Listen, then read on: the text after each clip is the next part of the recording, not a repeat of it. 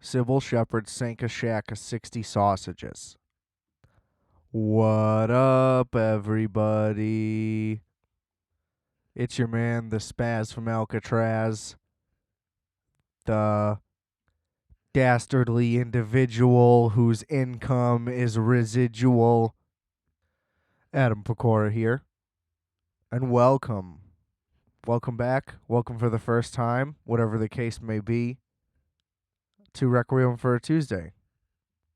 Happy to have you. Please rate, review, subscribe on your platforms, whichever they may be. Check out some merch, rfat.bigcartel.com. Music as WolfX Multiplex. Everything is linked in the description below, so check that shit out, bruh.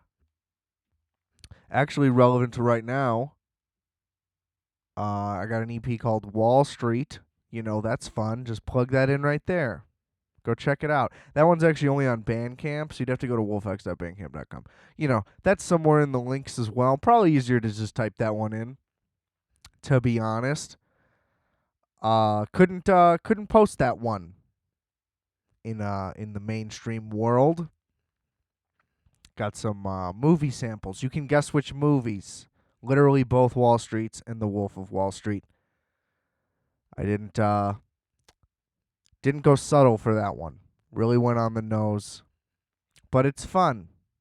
And who doesn't love that? Little 80s jams and such. Now, of course, that's relevant because GameStop, formerly Funko Land, for my OG heads out there. You know, I liked EB Games better. I was personally a game crazy guy. Number one overall. Attached to the Hollywood Video, which I also preferred. Now, I think I was just too young to enjoy Blockbuster. It was really overwhelming. Also had some run-ins over there. Rest in peace, Blockbuster. And Hollywood Video. Really just institutions that we're going to miss. You know, just as we're missing movie theaters right now, we need those back. I don't know how, but come on. I watched the Enron documentary, kind of. I was drunk. I decided to just get drunk. It wasn't that fun. I couldn't pay attention to the movie, which for some reason I rented it on YouTube. You know, it's easy. You can just use Apple Pay. It's quick. But for whatever reason, the audio, I don't know, just in this documentary, because I've certainly done this before, and then I can just stream it on my Xbox real quick, real convenient. The audio was so lacking oomph that my TV I can normally operate on like sub 10 volume comfortably. Okay? If I want to pipe it up and have a theatrical moment, you know, I'll get as high as 15 maybe. Now this is all just because I have a broken speaker, but this is neither here nor there. It's tragic, but anyway, shitty TV audio quality speaker. Keep it low. Doesn't need it. I'm cranking it up to fucking like 55. I still can barely hear this movie. Okay? I don't know what they did, but there was like no getting it up. It's like whatever happened with the audio mixing, it's just like we will not peak no matter what. So I don't really know what the deal was with that. My point is, I know that they're responsible at least partially for the fall of Blockbuster, and that is really the harshest thing that they could have done overall. Because I wanted them to conquer. You know, what if they could have transitioned and just beat out Netflix? Wouldn't we all be happier if we were enjoying original Blockbuster content? I mean, come on. That's the parallel universe I want to live in. So if we can ever get that technology going, take me into the universe where everything else is exactly the same. I mean, preferably not, but you know what I mean? For the sake of the argument, where everything's exactly the same, but we still have Blockbuster and, you know, maybe Netflix State is one of them. I don't really care. Overrated. What a long-winded way to get it going. um, my gamer heads, though, you'll get what I'm talking about. Takes me back, simpler times, good old Funko Land. But what am I gonna say that hasn't already been said? It's just the class warfare at its finest. You pit all the poor people against each other. You did a great job for so long. We just couldn't unite and fight you. So many battles we have going on in every individual community at every given time, but it is always class warfare, ladies and gentlemen. And more proof of the same. You think you can't accomplish anything? It's like Fitter Happier, the Radiohead song. What is it? Fucking concerned but powerless. Not I mean I'm sure that they didn't invent that, but that's where I connected it to, all right? Keep your fucking pants on. I mean, you're like, fuck it, let's just do them big. Like, I saw The Big Short. I'm like, oh, so you can just make up ways to make money? Great. Let's do it. And we just can't win. And it's real sad. There's really nothing more I can say. We need to burn it all to the ground. We need to eat them. Go back to my cannibalism thing. If you're going to eat anybody, wouldn't you want it to be a billionaire? Huh?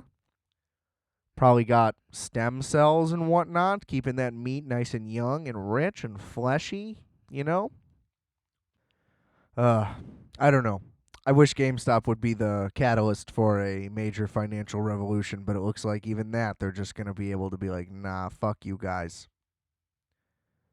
Where's Joey? Huh? He seems to be pretty quiet throughout all this. Him and his cronies on Wall Street, making billions through every goddamn tragedy you could imagine that just keeps going up. I don't know. Like, let people win. Fuck Robinhood. Fuck Ameritrade. Fuck all of them. I mean, they're just mining data to make the rich even richer, which didn't even cross my mind. Naive little me, believing that the app was good, that they were doing something right. No. How could they? Listen, anything that you've ever thought of has already been thought of and manipulated by somebody in marketing or something, somewhere, in some way. We don't know anything. It's all been predetermined. Put your fucking sunglasses on and open your eyes. I bought myself a couple of shares of Nokia, so we'll see. Fingers crossed. Let's keep it riding. If that goes up 10,000%, I might make like a couple $100 because I don't have enough money to put in. But you get my point. Let me get in on some kind of Wall Street guru gimmicky things. Because that's what I'm thinking every time I see one of those movies. When I saw The Wolf of Wall Street, I was like, how do I get involved into something like this? Weren't you? I mean, isn't it what we really want? Like, how do I sleazeball my way into millions of dollars and I just fucking rail coke and rail broads? And I don't even have to work that hard? It's like, bro, like, who wouldn't be down for this lifestyle? These fucking financial bros are like, not in my house. I'm gonna fucking burn your house down, buddy. It won't be worth anything. Hope something's coming.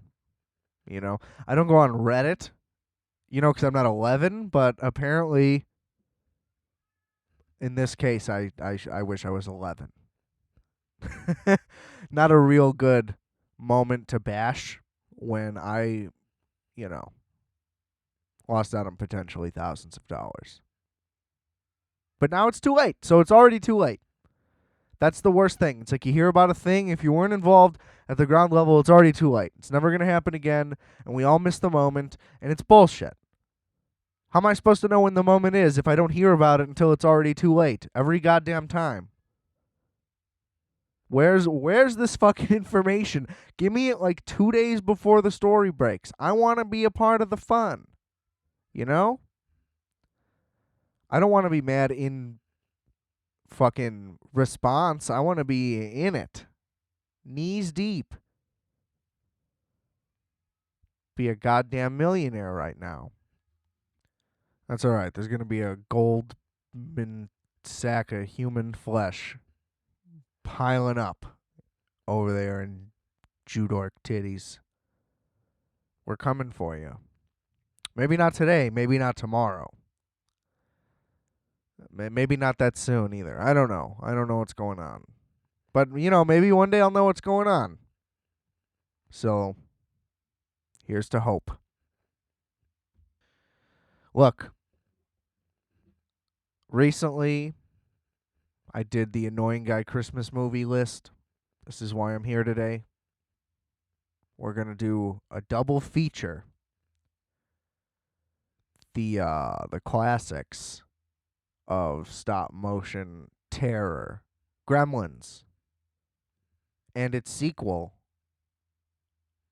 A New Batch. Gremlins 2, A New Batch. Come on. If you didn't pick up on that, the title police. Which, by the way, I made a letterboxed. I'm not gonna really plug that. Like, I want you to follow me on there because I still don't really know how it works or if I'm gonna use it that much. But I do know that on my intro thing, I went through and reviewed like 500 movies, just star ratings. I'm not gonna type them out yet. Get a feel for it, maybe. But went through 500 like it was nothing, so that was exciting because there's definitely hundreds more that I still haven't seen, so that's promising. It's a good place to go where I can reference things to talk about on here, so I just thought I would bring that up in case, I don't know why, because why not? It's my goddamn show. So, fuck you. Anyway, I figured, here's my loose connection. I mentioned it in the Christmas movie thing. I think I meant to. So if I didn't, whatever. But now I am retroactively. So it applies.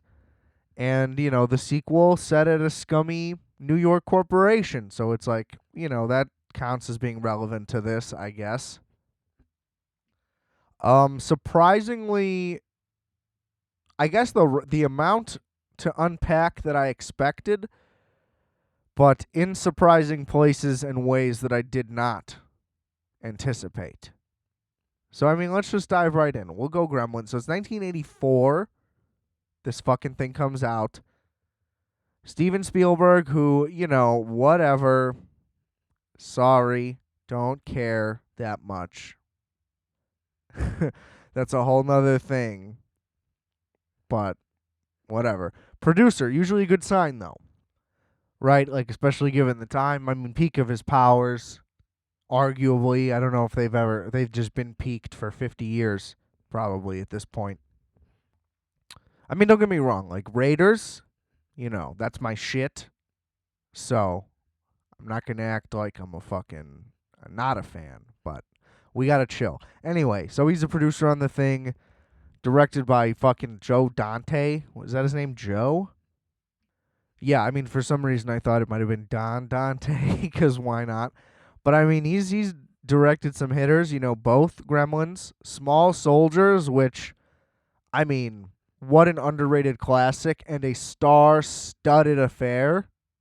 Alan Abernathy, never forget that name. That's an all-timer. But a really great cast in Small Soldiers. Let me just think about this cast in Small Soldiers off the top of my head real quick. I'll bounce back in a second. Right? Kirsten Dunst is in it, like super young. Fucking Jay Moore, David Cross, Phil Hartman, like comedy legends. And then isn't Dennis Leary in it? I want to say.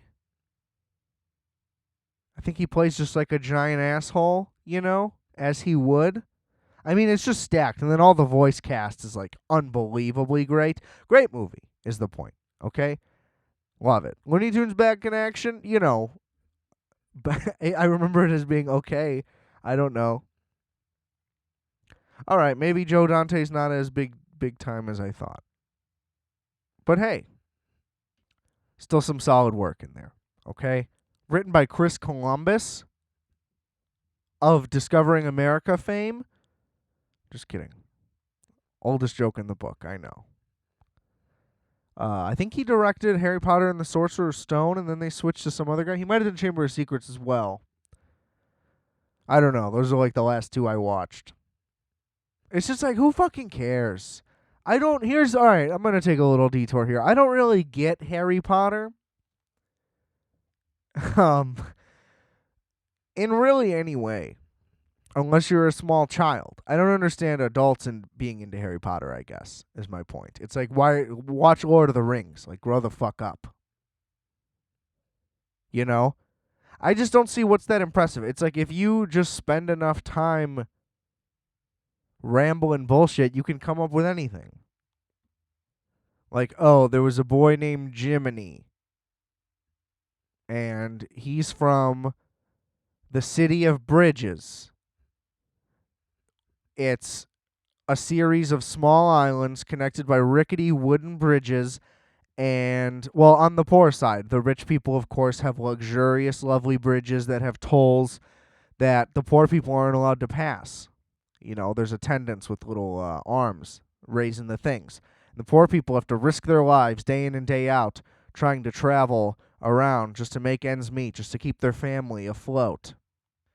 And Jiminy's a hustler, and one day him and his buddy, they try to steal some extra potatoes. They get caught. They're on the run. His buddy slips, falls through the treacherous bridge into the ocean, not to be seen again. Hint, hint, hint. He'll be back in 6 books, okay? You know, it's tragic. He has to deal with it. He gets to his parents' house. He tries to tell them. His mom's a drug addict. She fucking neglects him, hits him, whatever. He's real sad about it. His dad's too busy. He doesn't have the time. It's like, dude, pay attention to me, please. He goes out into his backyard. He finds a magic cricket. Oh, I can't do Jiminy and cricket. So he doesn't he doesn't find a magic cricket. But whatever. You know, he finds a magic 2x4 that talks to him, and only he can understand this 2x4. And, you know, that's Plank from Ed, Edd n Eddy, whatever. I don't care. It can be whatever. That's the point. You know, you can just do this forever. And then the thing takes him on a journey to this faraway land, but they can only go if they go at night into the woods. There's one specific tree, but it like the hole only opens up. Boom, now it's a little bit of Nightmare Before Christmas. Things like that. And then you go into the realm, and you arrive at the magical car wash school. And that's where you learn how to wash cars and do magic, and that way you can conceal yourself with a nice business, a la Breaking Bad. You know, because here's the thing. They expect these people to become wizards and then transfer back out into the regular world. Like, what? So now I got to go fucking sit at a desk and push pencils all day for Billy Joe whatever? I don't fucking think so, buddy. Okay? So we teach these kids, you're going to do magic, but you're going to work a stable job, okay? And you're going to keep the books clean. You know, and you can call the place Glaflammy and Tumolecular and all this shit. You know what? You know what I mean? It's just like, it's just fucking nonsense. You just come up with stupid names and stupid things. Who cares about some fucking wizard kids? It's all dumb. All the drama happens because they're at the school. It's like, just don't go. Problem solved. Now you're not almost going to die anymore. Seems like this is the worst thing that's ever happened to you. Why are you doing this to yourself? You know, it's just nonsense. I don't know. Don't get it. Not a big fantasy guy, period, but Jesus. What the fuck? I will say, though, the ride at Universal Studios, sick. Super sick. Nobody goes on rides at Universal Studios, which is fun. It's like nobody really goes there, it seems like. You can get in, go on everything in a day. Really incredible place. There were lines for all the like magic shops and shit, but I'm not a child, so didn't even go look. I went on my ride and I had some candy. I will say, though, that the Simpsons ride was a major disappointment, to say the least. So let's get back into Gremlins here. A whole lot to unpack. So obviously Gizmo, one of the cutest things ever created, and then Furbies were just like, we'll just steal this. So I don't know how they got away with that, or if they did, or whatever happened there, but, let's just figure fuck them, kinda. I don't really understand toy trends. I'm not going to be able to stay on topic for this, which is good because I don't really have that much to say. Get it? I always do. I guess I just wonder if toy trends are still a thing. Like, am I just out of the loop because I'm not a small child? Or did that fade? Is the toy trend just get me the Marvel thing? Because, I mean, God, they fucking ruined everything. And part of that is, which I realized from Gremlins to Gremlins 2, it's like, oh, movies used to just be original right away, and you had to, like, figure out what was going on from the beginning and who the people are and what they're like. It was like, wow, this is the first time I've seen a movie like this in, like, 30 years. And then in the second one, it's like, oh, look, we get to meet the people again. We get to catch up on their lives. Remember that feeling? When you'd be like, wow, I'm so excited. That's why you used to be excited for sequels. Like, I wonder what they're up to. There's been no development. But now it's just, I know exactly what they've been doing because they were in 5 other movies that fucking came out. And this is all based on comic books that have already happened anyway. It's just terrible. Anyway, I loved this movie. I loved both of these as a kid. Not so much now, I'll be honest. The effects really don't hold up. And I'll just go in order. I'll get there. So, I mean, the weird thing about the first one that I don't remember at all is the whole thing where the main kid's dad is like this wacko inventor guy who just tries to come up with, like, these nonsense Rube Goldberg. Well, I guess they're not like those contraptions, but it's like Doc Brown-esque, just like crazy shit. And I don't know, they just made it like a weird, quirky part of the movie for no reason. So that was fun. And his mom was Lorraine's mother in Back to the Future, so that was a thrill. I was like, wow, this lady is just made for motherhood. She's got those birthing hips and that snappy attitude. um, the thing is, he's a struggling inventor. He's trying to buy his kid something for Christmas. Now, his kid is the main character. He's like a fully grown man who works at a bank.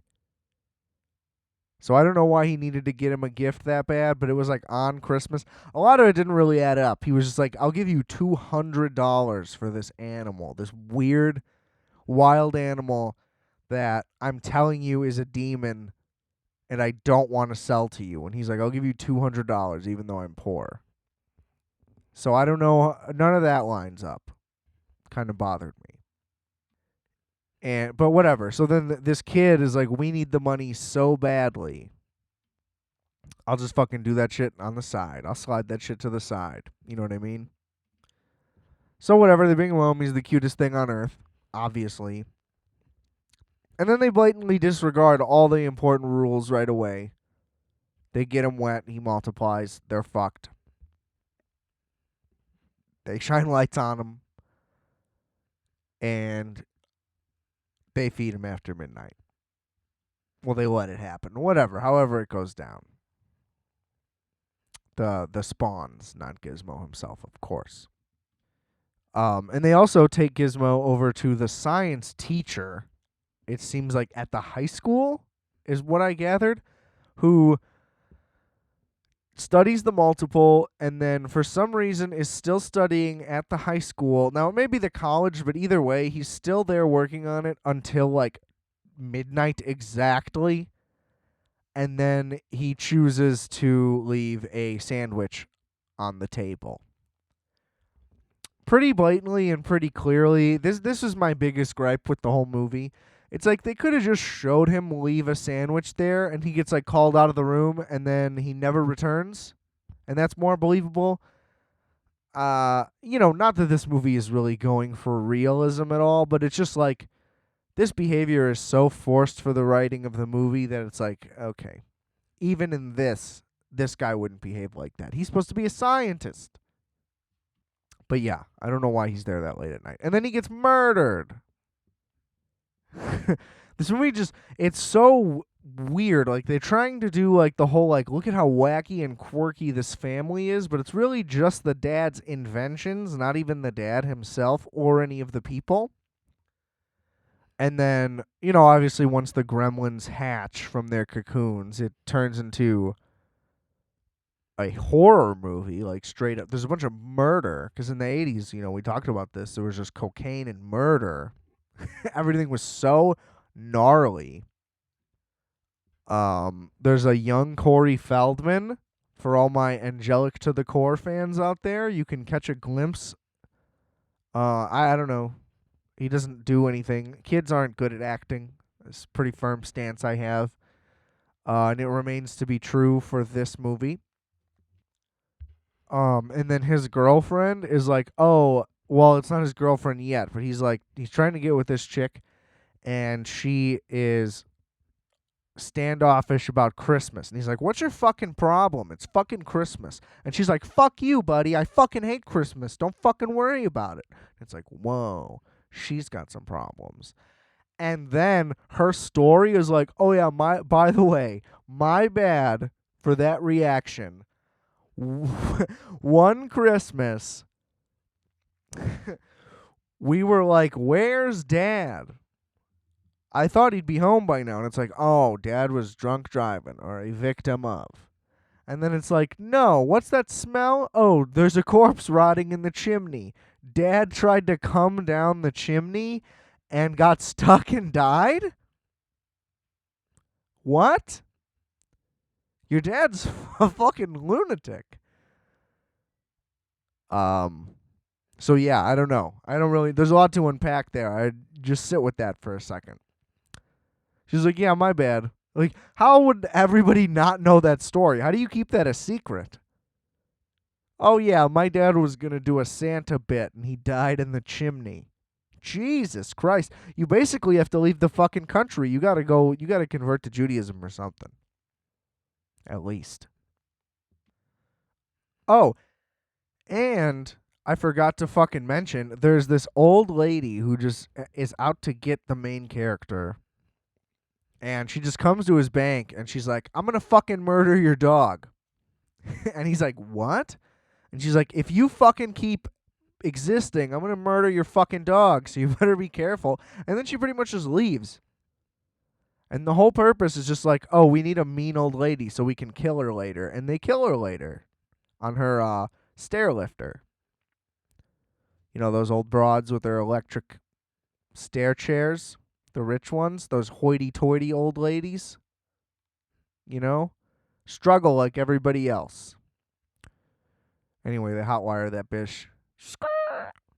She goes flying. It's awesome. Get her comeuppance. She just comes at the dude hard as fuck at the bank. Why are you treating people like this at the bank? Unbelievable. And then from there, after the descent into pure madness and just murder, then it just becomes a goofy, wacky romp where all the gremlins just kind of hang out and party. They go to the bar and they just get fucked up. I think they kill a couple people there too, but they're just like having fun at this point. And I don't know, it culminates in them all ending up at the movies and them burning the fucking movie theater down. And I'm like, oh my God. Did Quentin Tarantino get the Hitler murder from Inglourious Basterds? Did he concept that plot from the movie Gremlins? Because I certainly think he might have. And I think we might all missed it. I think it was right there in front of us, and we never made the connection. So that was a bit of a shocker. But anyway, they burn down the fucking movie theater, kill all the gremlins, happily ever after. Or so they thought. The PTSD lives on. So we go to Gremlins 2, a new batch.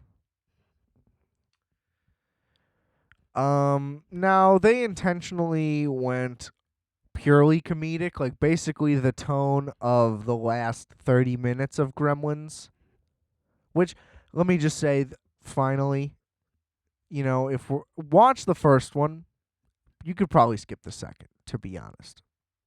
And I'm going to get to why, but the first one was good, not as good as I remember. Not enough Gizmo, just being cute. I remember there being a lot more Gizmo. The technology just wasn't there, I guess. Um, the marketing firestorm, I'm sure went really well. And that's another thing that's just weird about the movie, though. It was just like there was like dolls and stuff everywhere, but it's just like it's not really like that good. Or like it's just not what you expect at all. It's just a really bizarre movie where it's like nothing in it. It's all very surreal the whole time, and I think that that's all unintentional. It's just a B movie made by Hollywood. Like, it's just like if Steven Spielberg produced an Ed Wood film, this is like how good it could have gone, I guess. But there's something that's just very hard to like quantify about it. It's like it's kind of this, but then it's kind of this, but it's kind of not really anything. It's just Gremlins. Like I don't fucking know. But the second one, our boy's in the big city, still with his girl, who is totally cool with it all just happening again after like no convincing. So he finds Gizmo in some animal testing lab that's in the same skyscraper that he works in. And the hijinks are off.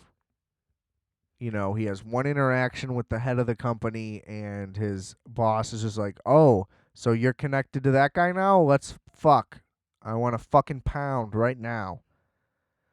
She's just smoking cigarettes and trying to fuck. And it's pretty sick. Not going to lie. So she tries to pound so he can't take Gizmo back. So she's like, all right, I'll do it. Of course, water spills on Gizmo and it all descends into chaos. Look, the plot of the movie doesn't really matter because then from then on, it's just all a romp. The whole thing that they wanted to do was let's just make this a goofy screwball thing. Basically, what this movie is well, so I was gonna say it's Caddyshack 2, which thankfully I haven't seen. So it's not. I'm not trying to say it's on that level of bad, but it's just okay. We're gonna take the poorly animated animal bit and we're gonna run with that so much harder. Which again, it's Gremlins, so I get that like they're the stars of the movie. But they're like really, really the stars of this movie, and it's not good. They're not very funny. And I don't know. It's just a loose screwball thing. They do like little movie parodies where the Gremlins just like dress up and do shit. And now I get why I liked this one better as a kid. It's just a bunch of wacky things happening over and over again. But I mean, I like the plot that it's basically fucking Die Hard with Gremlins. That's pretty sick. They're like all locked in this skyscraper trying to not let them out and run New York City rampant.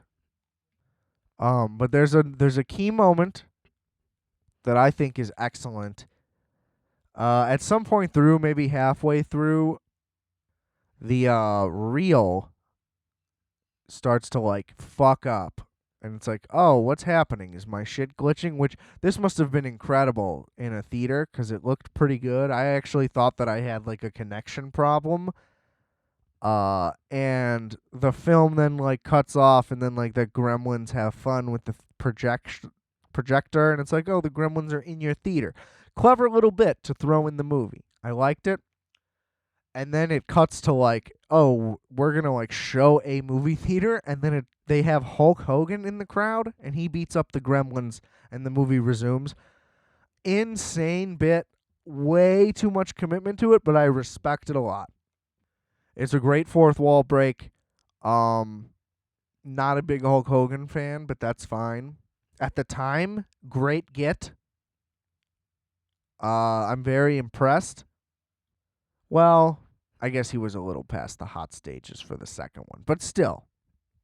Nice fourth wall bit, and also, they did kind of do the missing reel thing in Grindhouse.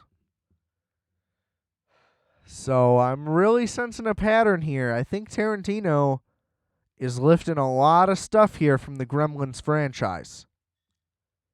So maybe he owes Joe Dante and Chris Columbus a little recognition. I don't know. Just a little fishy, That's 2 for 2 already. If they ever make a third one, and then Tarantino's like, oh, I'm working on a new script. It's like, yeah, I fucking bet you are. Maybe that's why he's like 10 movies and I'm done. He's been waiting for a new Gremlins this whole time. Look, I don't want to be the party pooper. It's fun. It tries to be fun. It can just be a little annoying. It's like, oh, here's this little thing. Just being rowdy. I don't know. I understand that it's not supposed to be like peak cinema. I'm just saying, like, even for what it is, it doesn't hit. All right?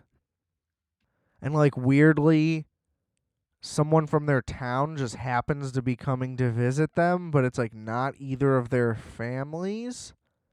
It's the guy who was a drunk in the first one. So I don't really know what that decision was about. I guess it was just part of the like spoof on sequels, maybe. Maybe they just couldn't get the parents. I don't know what happened with those actors. I don't really know. They didn't need to be in it at all. And I don't know. But the head of the company, Clamp Corporation, the logo is literally a wrench squishing the globe, and they did a good bit on look at how terrible billionaires and their companies are. Pretty ahead of their time. That's about it, though. He also ended up being like the savior and kind of a pretty neat guy. So, I guess that I kind of just poked some holes in what I just said. But see, that's what I'm doing here. You always learn, you always grow, you always got to strive for more. I pride myself on my ability to self-educate. Because who needs any formal training to do anything, really? Yeah, and then there's also a subplot with their network's Sven Gulli equivalent, who I met once with no makeup. I didn't meet him, I just saw him. I don't really give a shit about Sven Gulli. Sorry. But yeah, he is just he just has his own plot where he's like broadcasting live, which you could see if it was done right how that plot line would work, but it just didn't incorporate well and it was just totally unnecessary. My guess is just like they didn't have a way to fill out any kind of runtime. I mean, it's like an hour 40. It's definitely too long as it is. So I think that they could have cut that entire plot. But the first one was 2 hours, and I just feel like they were trying to be like, how do we also do this again? Which is a problem. Because the first one was also technically too long. But it's weird because how are we going to throw you in? How are we going to explain stuff? It's like if a movie's shorter, it's worse. I don't know. It's like the Time Cop dilemma. For those of you who don't know, I love Time Cop. Did an episode on it. Please check that out. But the overall gist that I had was just because they streamlined everything and cut stuff down to like a super minimal amount, that, yeah, there's technically not really any character development, but it's like, is this the movie for that? Would you have wanted it here? Like, do you need more scenes of like emotional stuff? It's like it just shouldn't be in there.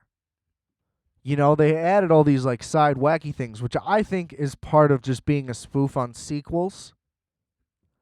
Because it's just like too much nonsense for no reason. It just builds and adds to the chaos of the point of the whole thing. Which, again, if you execute it, I think it's great. I just think that this movie, I don't know, shouldn't have happened. I think. It's just super unnecessary. It doesn't really add anything to, like, Gremlins, that's for sure. But like I said, I don't know. It's fun. Ish. if you like rubber things screaming, then this is the movie for you. But also, shout out to, everybody's favorite little Jew boy, Howie Mandel. He's the voice of Gizmo, which I did not know. So props to him for having another trick up his clean sleeves. But, now having said all that, I would absolutely love for there to be a third one. I think now more than ever, we need ourselves some little gremlins. Now, at this point, it would have to be a reboot. I think no CGI, or if you're gonna, like, very careful and tasteful. I just think we don't need any, like, super speed ones or whatever. Like, it would have to be like Ted. Like, if you're gonna CGI something, like, just the guy, it can't be like we're gonna have, like, explosions and all this crazy shit. It's got to be grounded in something that resembles the original. I mean, to be honest, I think it would work best as a show, especially if you did more just, okay, here's Gizmo at home. Here are the problems with Gizmo. Let's get to know Gizmo. Let's get to know this family. You can model it after the original one, like have the crazy inventor dad in the quirky town with all that shit. I think that would play pretty well. And, if you want to world build in season 2, you can go into the background to, like, the Chinese people in the shop. But then that's kind of just going on the formula of every show that does this now. And then you're just, like, trying to be Cobra Kai. And it's like, you can't really be Cobra Kai. It's kind of a unique thing. But, like, also not really. It just happened to hit right. So who knows? But I could definitely see it working better as a series, especially like if they terrorize the town like slower, like before they get to the pool. Maybe that takes longer. It really could allow like the final confrontation to be like an entire episode. Just all the generic things you could think of into how like plotted generic streaming shows get. I think it could really work though. Because, I mean, if we're going to keep using IP to do stuff, let's not make it more movies. Can we make movies original again? Where my mug people at? Or I don't know, make a fucking third one, whatever. I see it more suited as a show. I think you can pace it better. And, I don't know. I think it would be better leaning more into the black comedy horror thing than the pure, just like, this is a gimmicky thing. Because it's weird that it had the whole marketing campaign. I get it that Gizmo's the cutest fucking thing on earth, so it's like, why wouldn't you sell 1 billion of those? But, like, that doesn't correlate with what the movie is, and I guess you gotta make a different movie to sell more stuff. But the original Gremlins was rated PG, part of the reason that the PG-13 thing even exists, and then the second one is PG-13. So it's like, I don't know. They're just like, we just want to be silly. Okay, I guess that's fine. But I think that was the mistake. I think the proper tone of it there should be some threat to these things. Otherwise, it's like, this is just dumb. But I don't know. They prefaced the movie with a fucking Looney Tunes cartoon for a reason, I guess. Just imagine, though, if there's actual suspense while people are fucking trapped and locked in this high-rise building, which they don't really do a good job of articulating anything at all at any times. And again, I get it. The whole thing is like, this is silly and dumb. But I've been adamant about this before. Like, if your thing is actually just silly and dumb and not in a clever, entertaining way, then your movie's just dumb. Like, you succeeded on that part, but not the part where that's a good thing. But in the right hands, it could be done. Get those Harold and Kumar boys on it. They can reboot anything, apparently. Or, let's give it to fucking Ryan Coogler. We can do Black Gremlins. Imagine fucking Michael B. Jordan cuddling up with a little Gizmo. Little Gizzy. Sorry. I didn't mean it like that. But I don't know. You know, there's got to be a future for it. It's just like, it was such a moment in time, twice. It's just a weird thing to abandon, especially in the age of, no stone unturned. We will remake and retool and reuse anything we can fucking find. I mean, I think they're rebooting Howard the Duck. Or it's at least been in talks for a long time, ever since his Guardians cameos. Which is like, is that one you should really give a chance to? Probably, yeah. He's pretty sick. He's funny. He breaks the fourth wall and shit. But it's like, are we going to do it right? Or are you just going to do a CGI one and have Ryan Reynolds do the voice, and then it's the same fucking movie as all these other things that have already been done? Like, come on. You know? It's gotta... It's just gotta end somewhere. We gotta put things in the right hands, ladies and gentlemen. You know? At what point are the people going to take over Hollywood, too? We're trying to take over Wall Street. Maybe we got to get some movies into fucking production independently as well. I say, I'm going to put a calling out there to all my GameStop winners. If you became a millionaire off GameStop, let's make our own Gremlins 3. We can piss all of your fucking fortune away in fucking 10 seconds when nobody allows us to show anyone that. Or we will be buried in lawsuits. Now, is that the risk that you're willing to take for your country? I fucking hope so. You better be a patriot. Okay? And, if a couple million of the dollars get mixed up in the transfer and I end up with it, whatever. We'll see what happens. I got a good financial guy. That probably won't happen. We'll keep everything straight. I don't know. I guess I just see a world where on my Blockbuster streaming service, I would watch a show called Gremlins, and it's just Stranger Things. But instead of a new thing, the problem is just that there's gremlins. The girl could have powers too. That could still be part of it. Just keep adding to the lore. Because they did do the animal testing, so it's like, oh, well, in this town, they're doing animal testing on another level. Boom.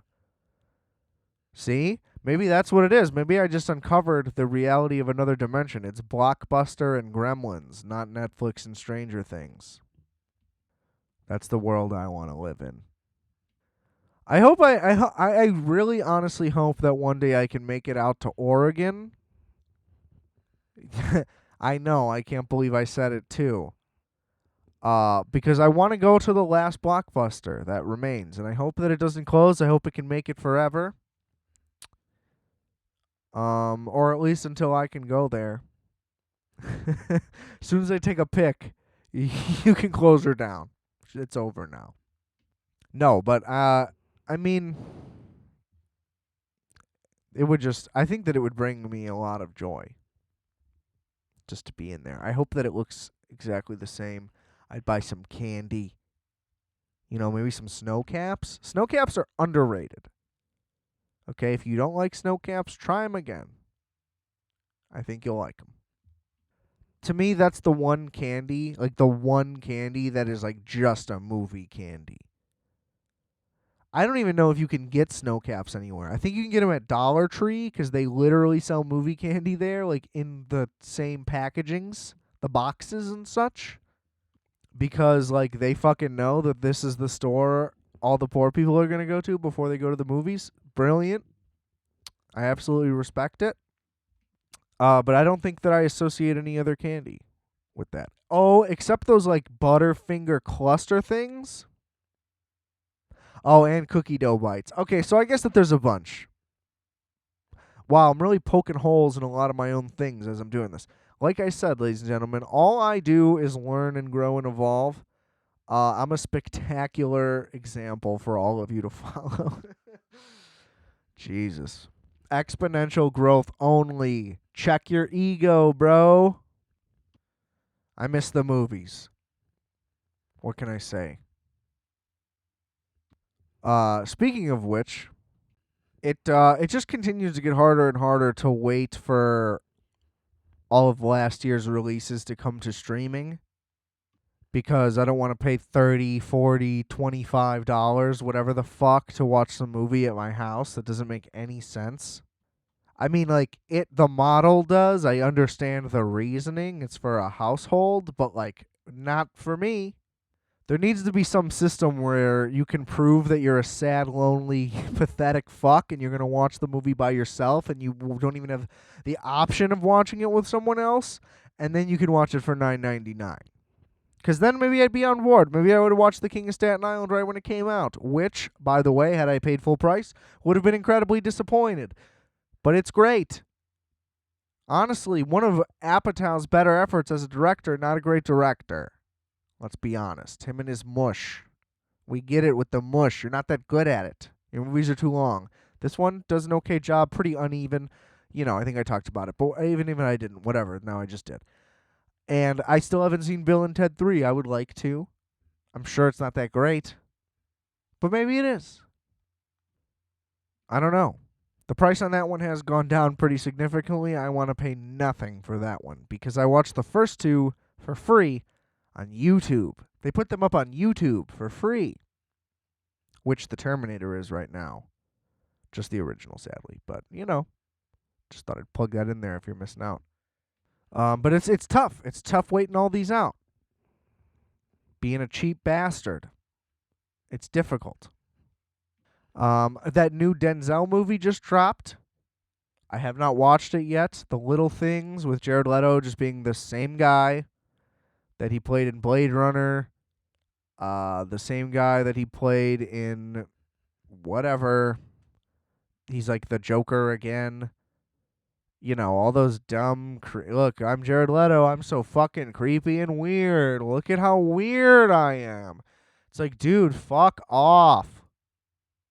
We get it. You have a type of character you like to play. Everybody just thinks you're a fucking pretentious asshole. Nobody thinks that you're like a creepy guy. Like, yeah, we get it, Tom Hardy. It's hard to be that good looking. It must be fucking terrible, Brad Pitt. Although, Brad Pitt doesn't do it in as annoying of a way. He's just such a likable guy. What can I say? I could watch Ocean's trilogy. I was just going to say 11, and then I was like, I could watch all of them every day, probably. Now, that would be something to turn into a television series. If they could have locked all those guys down during a pandemic and, just shot at in Vegas where it was fucking empty and abandoned, and they could have made, fucking the equivalent to, 5 of those movies. That's what we all really want. We just want more cool boys hanging out, being sick. But fuck Ocean's 8. We don't talk about that. I still haven't watched it. I refuse to watch it. Fuck Sandra Bullock. She's awful. Just what an annoying presence at all times. And again, I'm upset that they didn't set it up for there to be a 9 and a 10, and then at the end of 10 it leads into 11. Big mistake. Big mistake. Even if just Ocean's 10 is is like a flashback movie, or half of the narrative is a flashback movie, and then that's how it leads into it, and the rest of it is all good. Whatever, find a way to do it. I don't know. But to just say that the guy's dead, it's like, stop with these definitive things. I hate it. To just casually pass a thing off like that is insane. I remember in Final Destination, I forget which one. I think the shitty second one.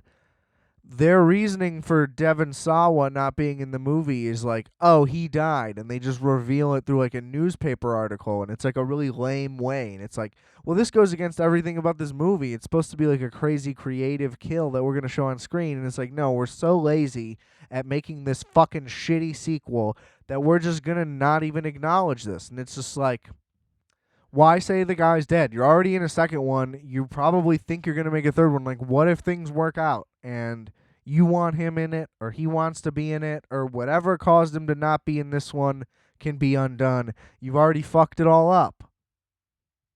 And at least be creative or clever with it. I don't know. Can we just get a little fucking effort here? Drives me insane. Like, I understand that everything can't be Terminator 2, which is, like, I don't know if any sequel could ever possibly be that good again. Where, I mean, it's a sequel, but it's everyone's benchmark for the franchise, which is insane. It's better in every single way than the original, like by so much further, and is one of the best movies of its genre, period. Well, whatever genre you want to claim it to be, that movie could easily also be a horror movie. I was thinking action because so much shit happens in that movie. It's fucking incredible. But the point is, I understand that that's not going to happen. I understand that most sequels are going to be worse than the original, just like by default. But could you just like put some effort into it? Just like go look back at the original, watch it, study it, learn it. I don't know. I think we should get more NFL coaches or just sports figures involved in the process just so they can understand what it's like to like be ready for something, to do it well. Like, can we go back and watch the film, please? Study your opponent. Speaking of which, I'll just do a quick little sports corner, tiny one here to close this out. Not a whole lot to talk about. Last week, I did not talk about the McGregor fight. Look, I watched it. It was exhilarating for the amount of time that it lasted. I want to see that guy in the ring. I get he doesn't have a lot to fight for. He's fucking rich. He's got a family. He's clearly got his priorities there. Hopefully the next one he comes out better. Look, Poirier's fucking good, and he beat him. I don't know what to say. Didn't think it was going to happen. The leg kicks get people. It's just how it is. I thought he was going to counter him. He kept trying to catch his leg, kept kind of working. He couldn't capitalize, and, you fucking lose. I wish it was longer, though. I thought it was exhilarating for what it lasted. Maybe I was just hyped up for it, but it's good for what I'm trying to see, to be amped. Like, and the energy level that just existed the second it started. Like, you could feel that it was like a big deal. And like that is a quality that you literally cannot replace. And it's like, wouldn't you rather have a guy in there, I kind of realized, that has a chance to lose? Because, like, I don't know. I watched Khabib's last fight, and there was no chance for 1 second for the other guy. So it's like, let's do Conor Poirier again. That would be fun. I don't know. I don't know enough about UFC to really talk about it. I'm just really glad I didn't place the bet that I was going to place, because I would have lost, and it would have been sad. But, I mean, it's like, what are you going to do? Guy got better. He took it like a man. The pinnacle of sportsmanship. You can't do it better than that. What a classy loss. It's what we love to see. And also, just a side note, on episode 43, my previous episode, predicted, obviously, the Super Bowl. I'm going Bucks. And, Tom Brady's 43. Coincidence? I think not. Just another thing puts Brady over the edge.